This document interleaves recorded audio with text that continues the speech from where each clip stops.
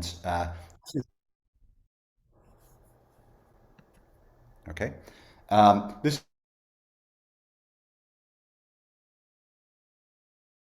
really generated by the loops. So this is a K Fn1, where, say, F sub n means a free group on n generators, n the number of strands. In this picture, that's 3. And the property of being a K pi 1 depends only on the homotopy type of a space. So a space which is homotopic to a wedge of circles will be a K pi 1. So for example, the complex numbers minus n points is an example of a K pi 1. It's homotopic to a wedge of circles. And actually, any non-compact Riemann surface will be a K pi 1 if we have any sort of surface at all. And let's say it's non-compact. We remove some finite number of points from it. Well, it's always going to be homotopic to a wedge of circles, which is a K pi 1. And so such things are always K pi 1s. Okay, so these are sort of some basic examples, and you can sort of see that they rise rather sort of naturally in some context. If you already have some K pi 1s at your disposal, you can build some new ones by some standard sorts of operations. And there's 2 basic operations to build new K pi 1s out of old. Well, we already saw at sort of an example, taking a wedge of spaces. Here's a sort of example.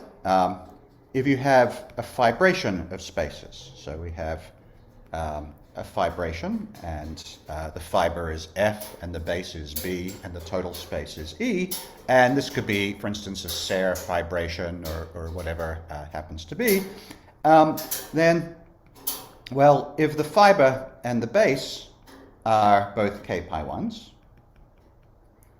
then so is the total space, okay?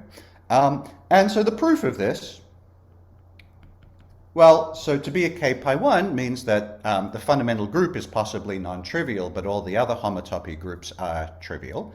And if you have a fibration of spaces, well, there's a long exact sequence of homotopy groups associated to the fibration.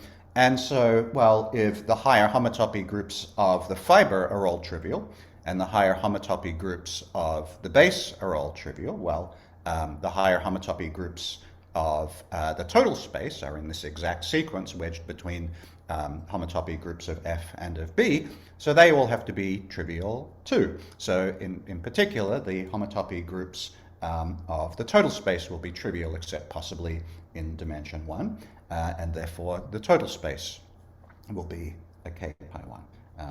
Okay, I don't know what happened here. Sorry.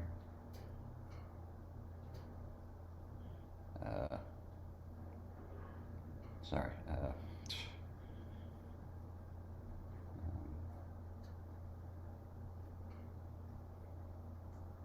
All right.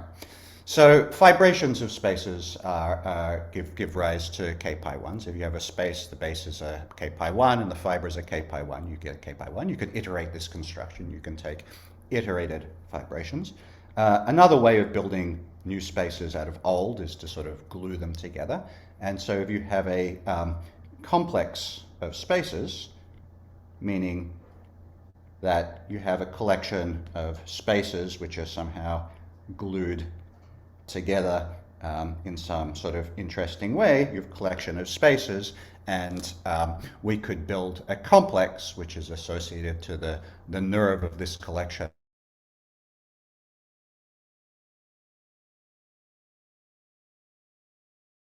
Intersection, and if the spaces themselves are K pi 1s, if the overlaps of the spaces are K pi 1s, and you have to be a little bit careful, and you have the overlaps, the n-fold intersections. For instance, if we have 2 of these spaces A and B, then the intersection of A and B is a subspace both of A and of B, and we want suitable kind of connectivity of these intersections, that we don't need to worry so much about base points. And then we want the inclusions of these subspaces to be injective at the level of pi 1. And so maybe I'll just sort of say this by suitable injectivity conditions. Then, well, so the pieces that you're building your space out of are going to be k pi 1s. The way in which they're glued together is parameterized by some complex. We want this complex itself also to be a k pi 1. For instance, the complex could be contractible. You could have, for instance, a tree of space, tree-like manner. Then the whole space together, the union, is also a k pi 1. And that's I guess, an exercise in sort of geometric topology to kind of see that. We'll see sort of an example of that later. A wedge. Think of that as a complex of spaces. The underlying complex is very simple. It's just sort of an asterisk. The spaces themselves are glued together along a point. A point is a k pi 1. If the spaces themselves are also k pi 1s, then the total space is a k pi 1. All right. Let's look at another example, this one sort of coming from algebraic geometry, and this is due to Artin. So let's let X be a complex. Then his effect is that every point in X is contained in a Zariski open subset U. So we have P is contained in this Zariski open subset U, which is contained in X, such that, well, a Zariski open subset of a complex algebraic variety is also a complex algebraic variety. And so we could think of it with its complex structure as an analytic variety, as a topological space. So as a complex analytic variety, the space U, this open subset containing your given point P, is a k pi 1.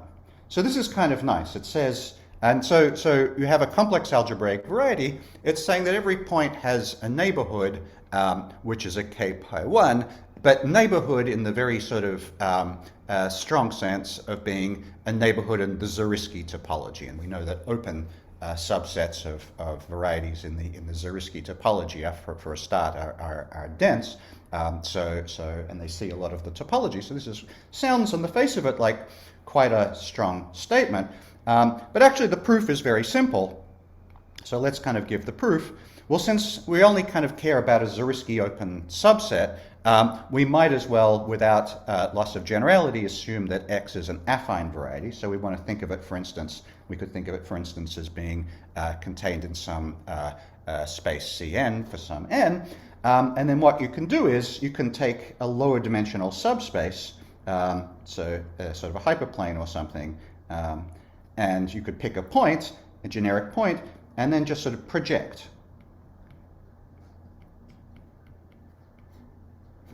And, well, okay, so this projection, the fibers of the projection, so this gives sort of X the total space of apart from this point, the focal point from which you're projecting, away from that point, which we could just sort of remove since we only care about Zariski open, everything else has the structure of, well, it's not quite a fibration, it's sort of something called a Lefschetz pencil, but away from finitely many isolated fibers, it's a perfectly good fibration. So again, after throwing away possibly finitely many singular fibers, what's left over is going to be a Zariski open subset, which will be have the honest structure of a fibration, and it's a fibration exhibits a Zariski open subset of X as a fiber bundle over a complex variety of one complex dimension less. And the fibers, what are the fibers? Well, the fibers are just complex one-dimensional varieties, which is to say they're Riemann surfaces. And they're non-compact, and we already saw that non-compact Riemann surfaces are k pi 1s. So we get a fibration where the fibers are k pi 1s, and by our lemma, and by induction, we can assume that the base is also a k pi 1, at least after passing to some Zariski open subset. And so iteratively, we can exhibit a Zariski open subset of X containing a given point P as an iterated fiber bundle where the fibers are all non-compact Riemann surfaces, and so the total space is a K pi 1. Okay, this is kind of, it's very elementary, but it's rather a nice example. All right, what are some other examples? So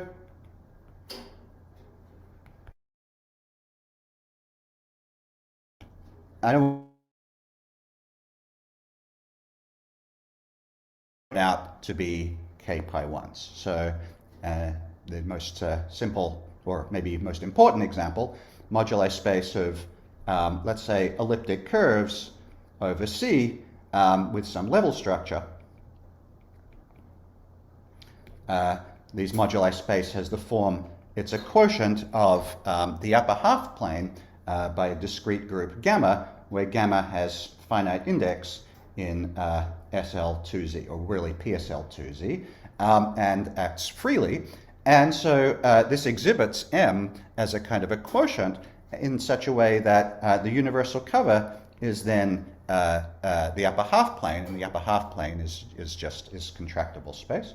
So this is a nice example of a K pi 1. Pi here would be the group gamma, a finite index subgroup of PSL2Z.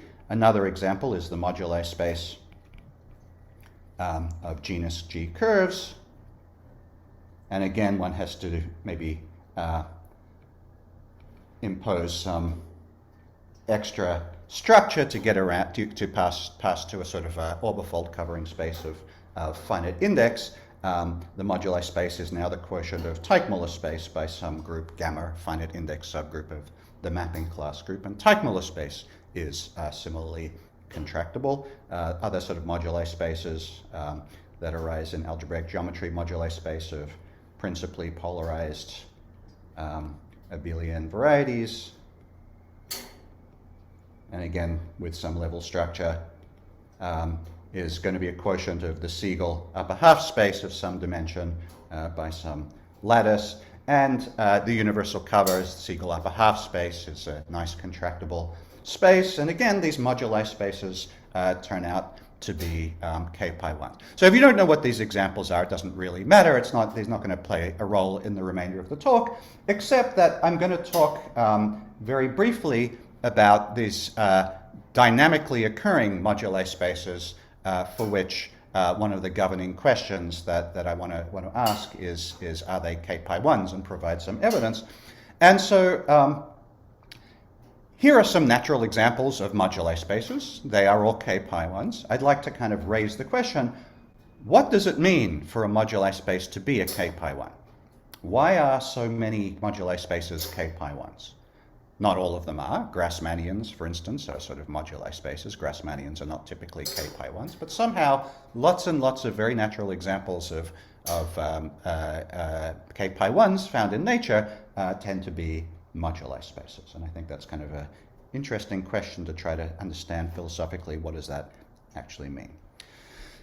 So I want to just talk about a few more examples now, so we can build up a certain kind of facility with reasoning about kind of complex affine surfaces, and think about some simple examples of those. Simplest example of a complex affine surface is just C2 itself. Well, C2 is homotopy equivalent to a point. That's definitely a K pi 1.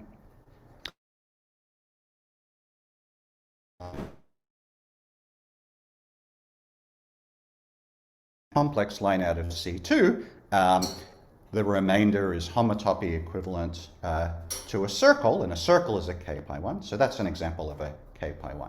What about C2 minus 2 lines? We can try to understand it kind of gradually by taking kind of an exhaustion of C2 by bigger and bigger balls and seeing what happens as we kind of we take these two lines out of a kind of a big ball in C2.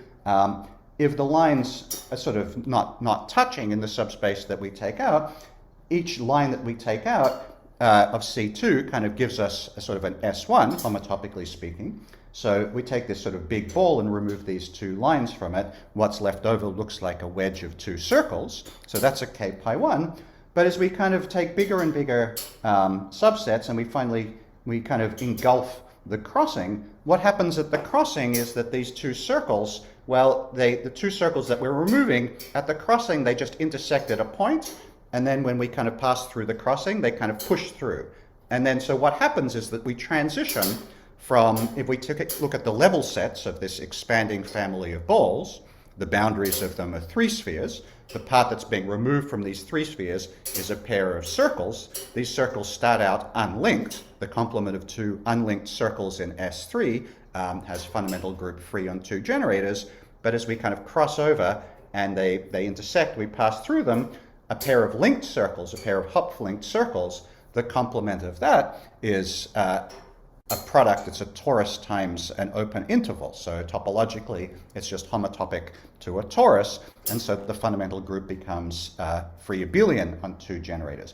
So C2 minus two lines, when we kind of, this point of intersection, when we pass over that, topologically what we're doing is attaching a two handle, which is killing the commutator of the two generators, the generators which are little circles that link the two lines. And so a presentation complex, or a complex that homotopically describes C2 minus two lines, is, well, take a wedge of two circles and then attach a two-dimensional disk in the way that the boundary wraps around the commutator of the two circles, and that topologically is a torus. So this is homotopic to a torus. Torus is a product of two circles, so they're K pi 1, so this is a K pi 1. What about C2 minus three lines?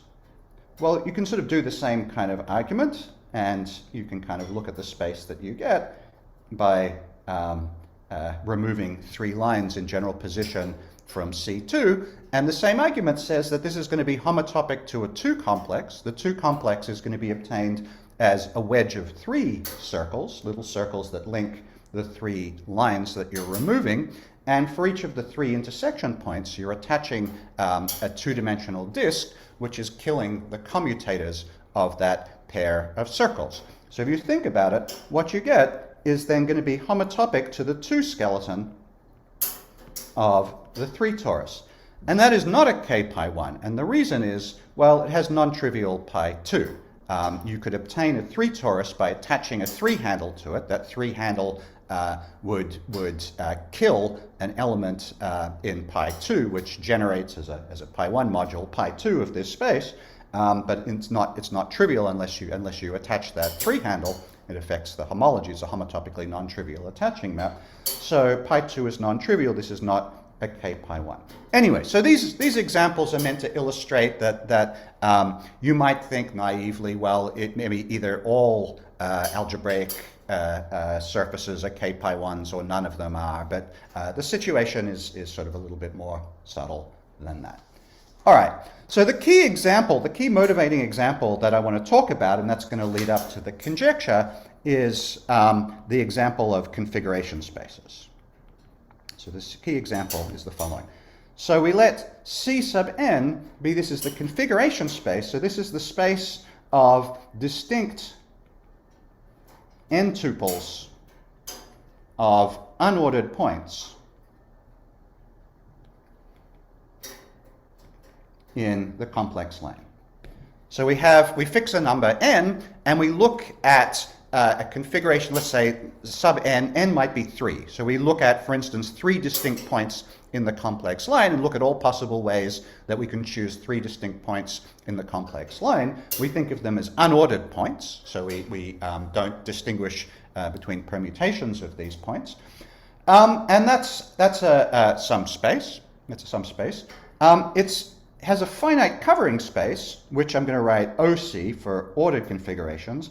And this is going to be the distinct n tuples of ordered points in the complex plane. So here, it's almost the same space, except we choose an ordering on the points. So for instance, OC sub 3 would be the space of ordered lists of 3 complex numbers, no 2 of which are equal.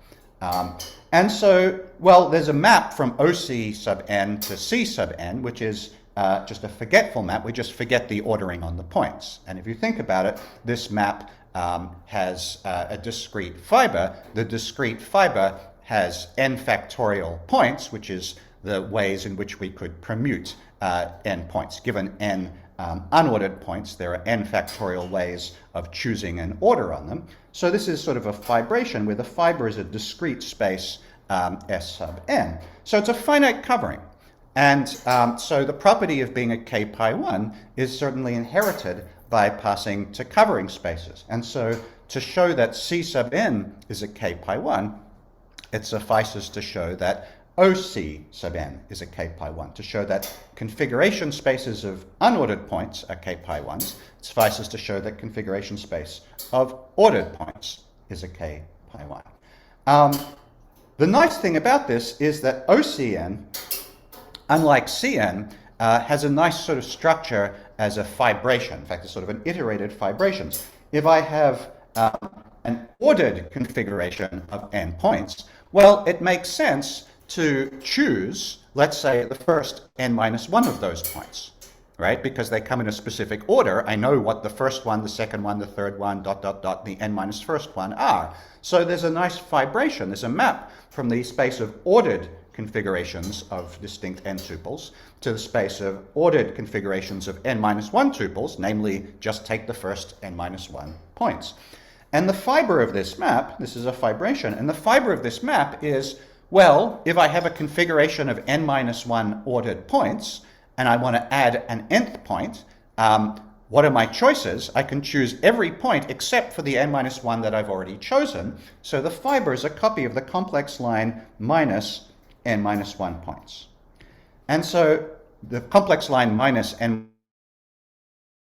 homotopic to a wedge of circles, that's a k pi 1. So by induction, the base OC n minus 1 is also a k pi 1, and therefore inductively we see that OCN is a k pi 1, and therefore Cn, the configuration space, is a k pi 1. So therefore Cn is a k pi 1, and the group in question is the braid group on n strands. So Cn is a kBn1.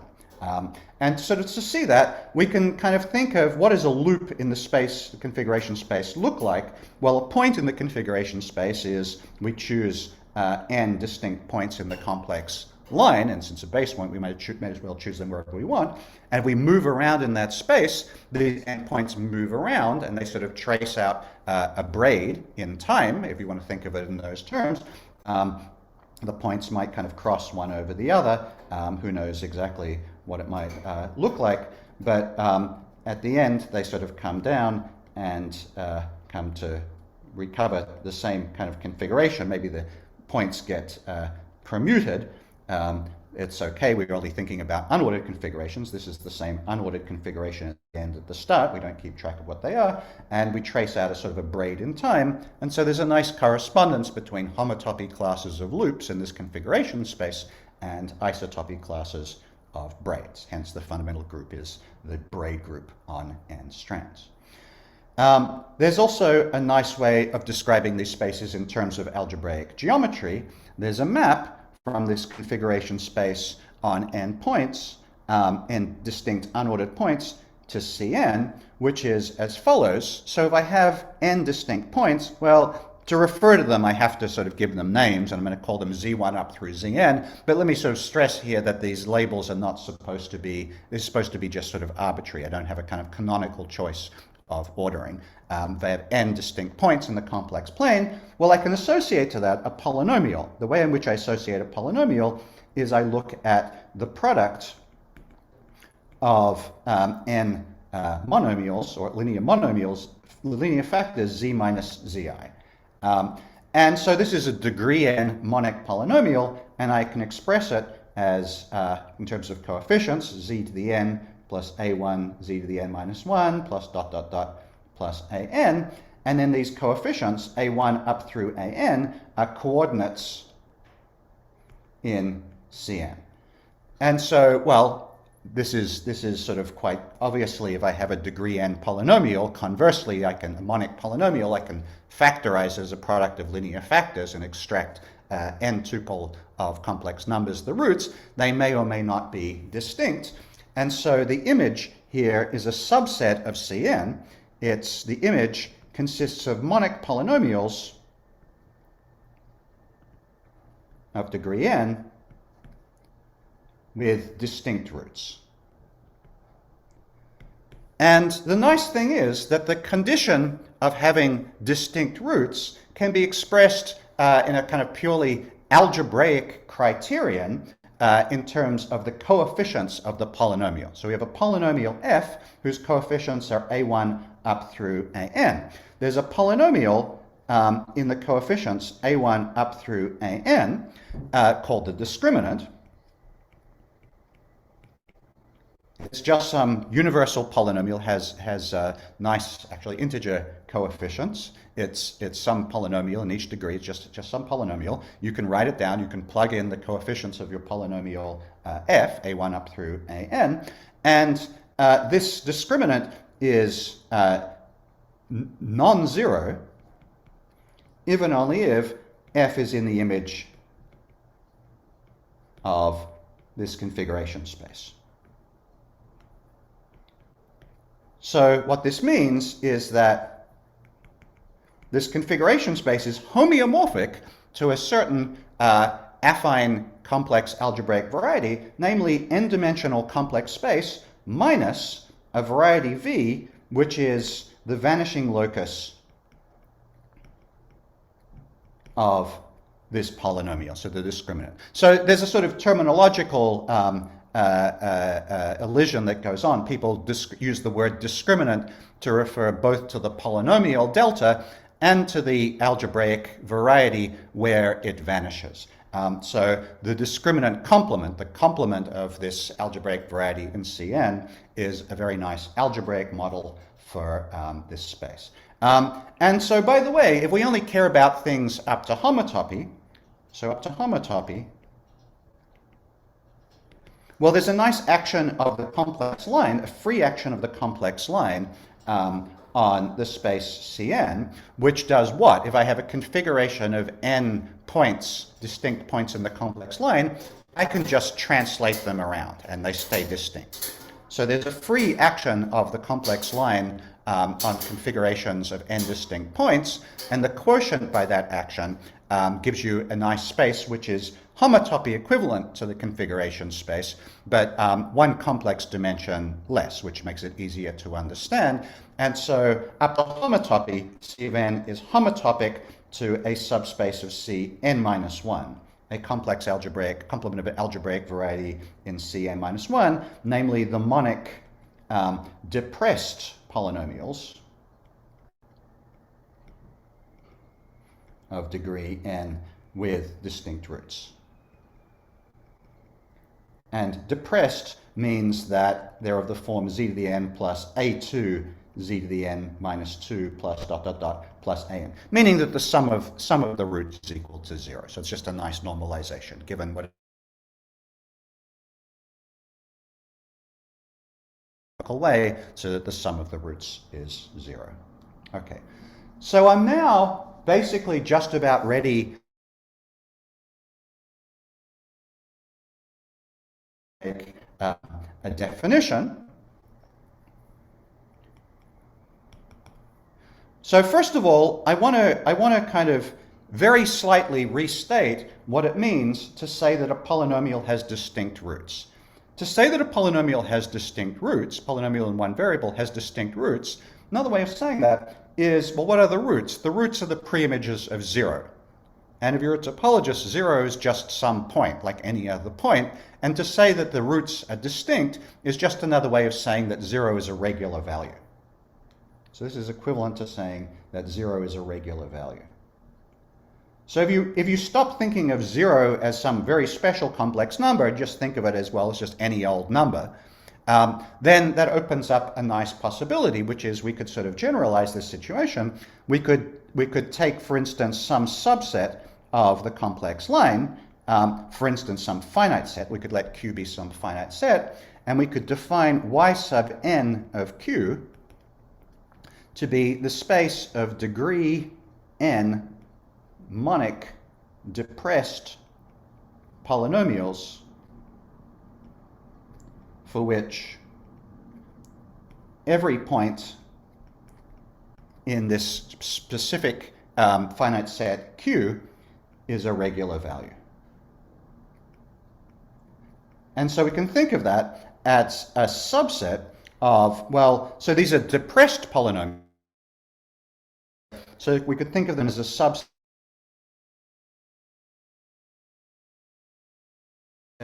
that we pick a particular value Q and declare that that's a regular value. We're removing a hypersurface in Cn-1. That hypersurface is basically a copy of the discriminant, except it's being translated up or down by, the last coefficient's been translated up or down by minus Q.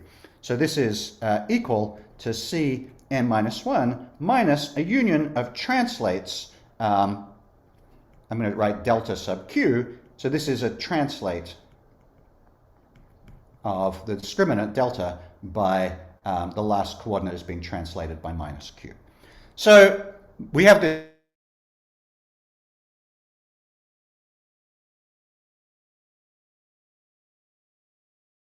complement of that singular hypersurface is a nice Zariski open subset of Cn-1. It's a nice affine complex algebraic variety. That is, by definition, the space Y sub n of Q.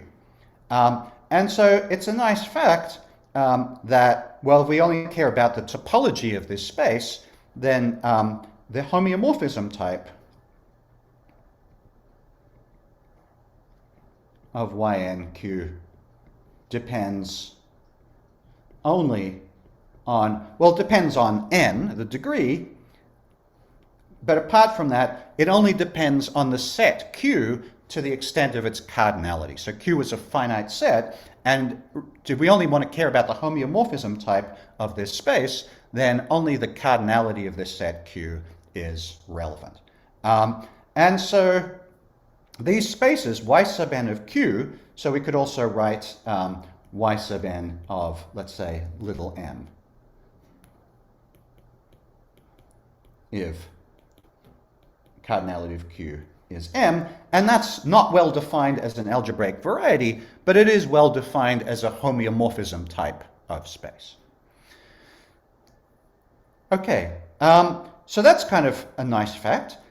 Here's another thing that you can do. There's a nice map from Y sub n of Q to the configuration space on n times the cardinality of Q points.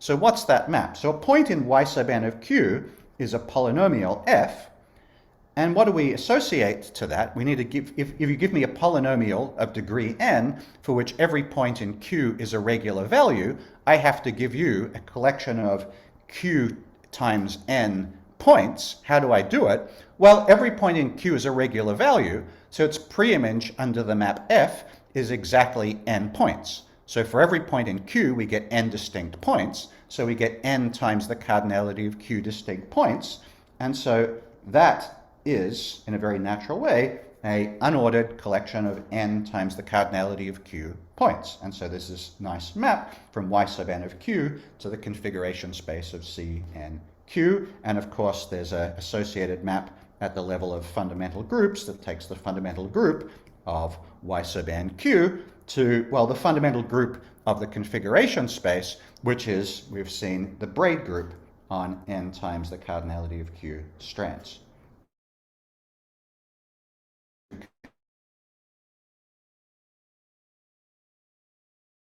The space Ynq is a K pi 1. Conjecture 2, this map on fundamental groups is injective. Okay.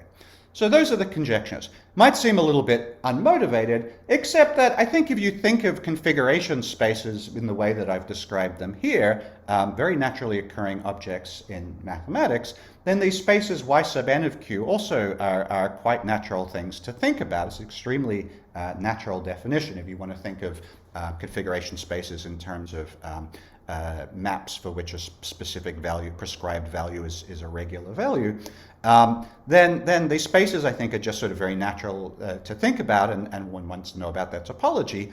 And, well, here's a very specific, very kind of precise kind of conjecture about their topology. It's saying that at least up to homotopy, everything about them, you should be able to understand them just by understanding their fundamental groups. And furthermore, their fundamental groups are going to be very explicit things. They're going to be these very specific subgroups of braid groups. And there's a very, there's a description of them as subgroups of braid groups one can talk about in terms of standard generators for braid groups and so on. So it's very kind of specific kind of claim. I don't have a lot of evidence for this conjecture, but I have some evidence for this conjecture. So the evidence for this conjecture is that YNQ is a k pi 1 for n at most 3. Okay. Well, all right. There's also one other space, one other case in which we sort of know this, or if the cardinality of Q is equal to 1. Well, if the cardinality of Q is equal to 1, then Y sub n of Q is just another way of talking about the configuration space C sub n, which we've already seen as a k pi 1. Okay, so that case is the classical case. So increasing the multiplicity of the set Q, this space turns out to be a k pi 1 at least in sufficiently low degree. So we're talking about, let's say, cubic polynomials. Okay. So I want to relate this to certain moduli spaces that arise in theory of dynamical systems. And this was my motivation. This is how I was sort of led to this. And so maybe this is now giving you some big picture motivation and context. So here's a definition. The shift locus. If we fix a degree n, then the shift is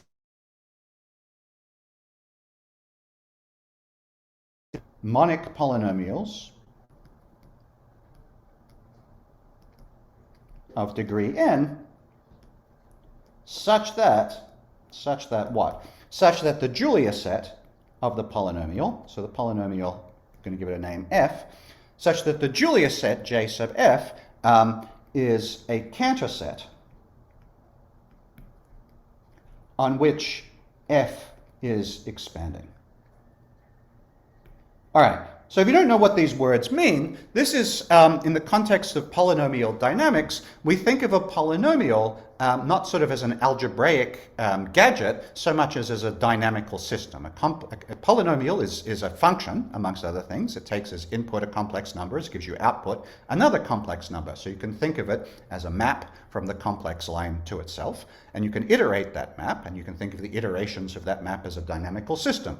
And when you iterate this polynomial, there's some subset where the dynamics becomes very simple. It kind of like just becomes, you get attracted to infinity, or you get attracted to some periodic orbit or something like that. And then on the other hand, there's another subset, kind of canonically defined subset, on which the dynamics continues to be interesting. There's a dynamic, basically there's a subset on which the iterates of f form a normal family in the sense of complex analysis. That's a nice open subset, and the complement of that is closed invariant subset, the subset on which the dynamics of f is sort of interesting, tends to be expanding or hyperbolic or chaotic or however you want to talk about it, and that's the Julia set. And we want the Julia set to have two properties. First of all, topologically, it should be a Cantor set, and second of all, the action of f on this Cantor set should be expanded. So this Cantor set, well, so you probably know, one model for the Cantor set is we could take the space of one-sided infinite sequences of a finite letter alphabet. For instance, the numbers from 1 to n, we could think of those as letters in an alphabet. words in that alphabet,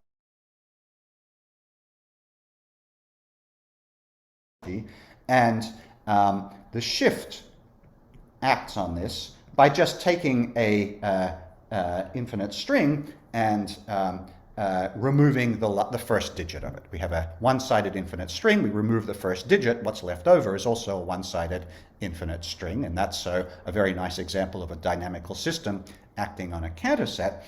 So if the polynomial f acts on its nice dynamically defined invariant set, this Julia set, in the way in which the shift acts on this counter set, then f is in the shift locus, and if not, it's not. And so that's the origin of the name. So this is sort of a natural space that people want to sort of study in complex dynamics. So an example is, well, okay, so here S sub n, it's a subset of n minus 1 dimensional complex space because it's a depressed monic polynomial, the non-zero coefficients. The first one is 1 because it's monic. The others, a2 through an, give you n minus 1 coordinates, and it's an open subset of this space. An example, the shift locus in degree 2 is the complement in the complex line of the Mandelbrot set.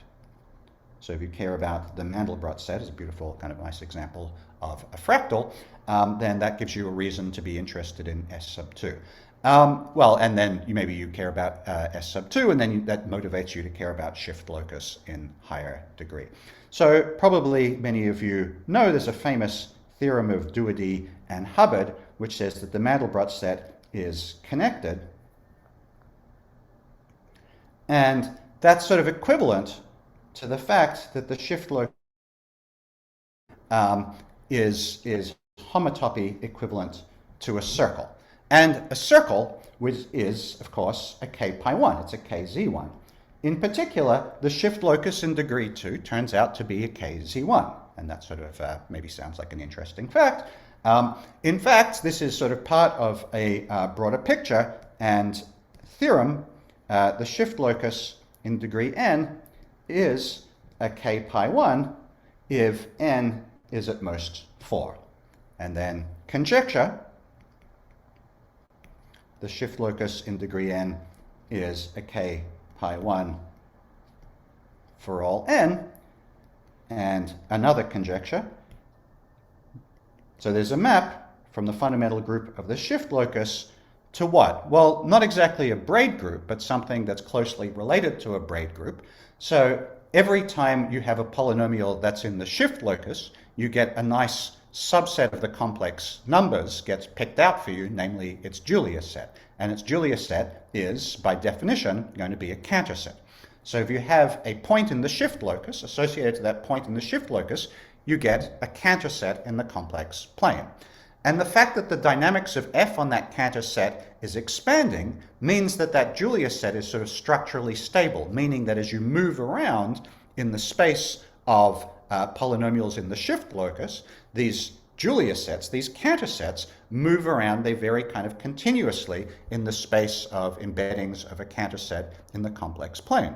And so if you go around in a loop in the shift locus, well, this counter set moves around by some interesting motion in the plane, it comes back to itself, and it performs a braid in the space of braidings of a counter set in the complex line. And so there's a map from the fundamental group of the shift locus in degree n to the mapping class group of the plane minus a counter set, which is sort of a beautiful example of a so-called big mapping class group, maybe one of the best understood and best, most studied examples of a big mapping class group. And we get a nice map from the fundamental group of the shift locus in each degree to the fundamental group, to the mapping class group, to this big mapping class group. And so the second conjecture is that this map here is injective.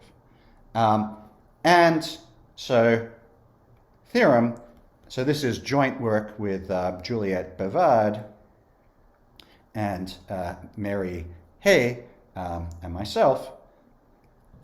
This is true for n less than or equal to 3. Well, for n equals 2, S sub 2 is the complement of the Mandelbrot set, which is homotopic to a circle, so pi 1 is just z. So to say that this map is injective, I'm sorry, I couldn't hear that. That sounded like there was a question. Could you please repeat the question?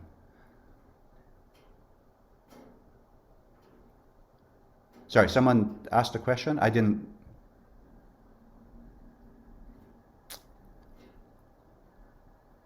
Okay, I'm not hearing anything. If you want to ask the question again, please go ahead.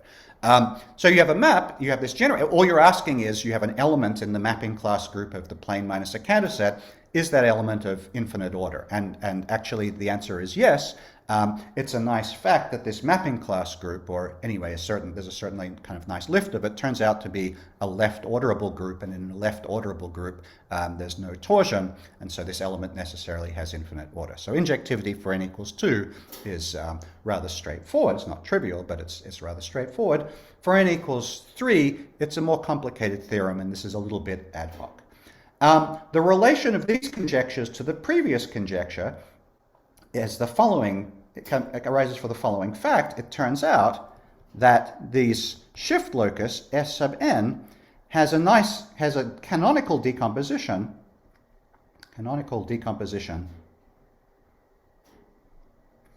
as a complex of spaces, a contractible complex of spaces, where the individual spaces are iterated fiber bundles, iterated fibrations, and the fibers are y sub mq for various m and various q. So if we knew the conjecture about the topology of y sub mq's, if we knew that the ymq's were all k pi 1s, well, if you have an iterated fibration where the fibers are all ymq's, then the total space of that iterated fibration would be a k pi 1. And then you would have a complex of spaces, a contractible complex of spaces, where the pieces that they're built out of are all k pi.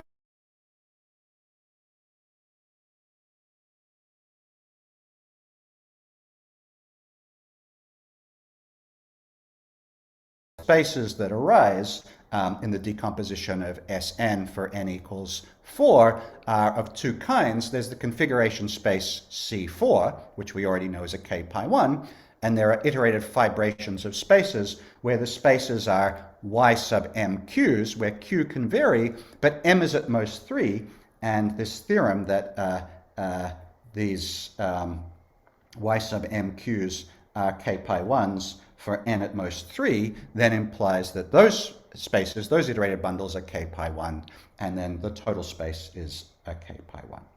Okay, I'm more or less out of time now, so I'm going to stop and I guess ask if there are any questions.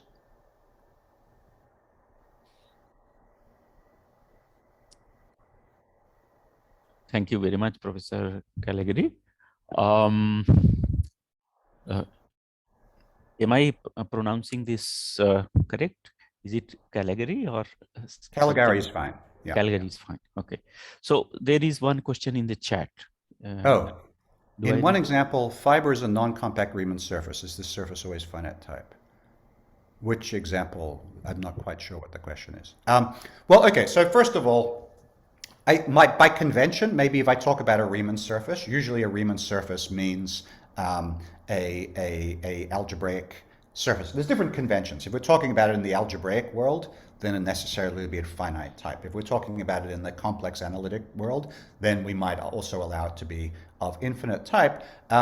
If we only care about sort of topology and the question of whether things are k pi 1s, well, both of them are k pi 1s. A finite type Riemann surface, non-compact Riemann surface is a k pi 1, and infinite type non-compact Riemann surface is also a k pi 1. Is conjecture 2 more general question than question 1?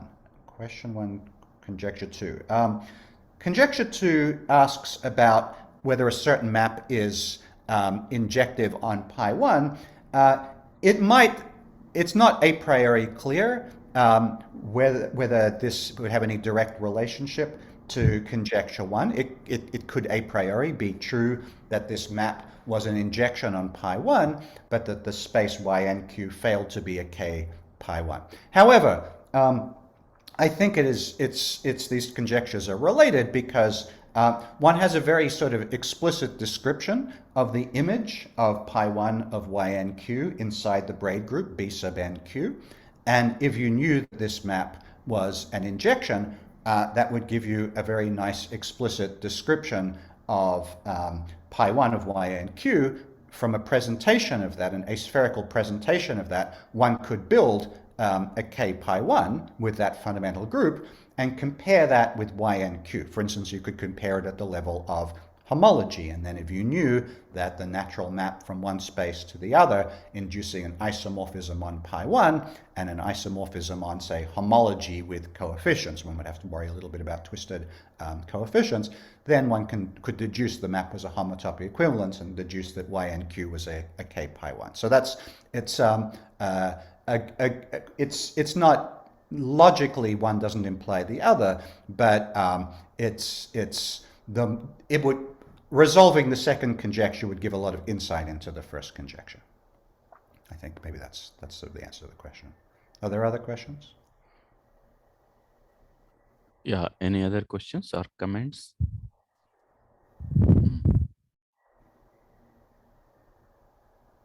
Okay, so if there are no more questions, we thank Professor Calegari very much to accept our invitation and give this lecture. Okay. Thank you very much. And then we end this session. And with the end of this session, this event actually comes to a conclusion now. So maybe our President, Professor Sharan Khare, if he will like to make some comments, sir. Hello. Yeah, you are audible. Thank you, Professor Calegari. Oh, you're welcome. It was very nice lecture from your end, and we are delighted to hear such an interesting and lucid lecture about K pi 1 spaces. This was the first Topology 2 conference, Topology 22 conference, organized under the banner of Professor B.L. Sharma Higher Mathematics Trust.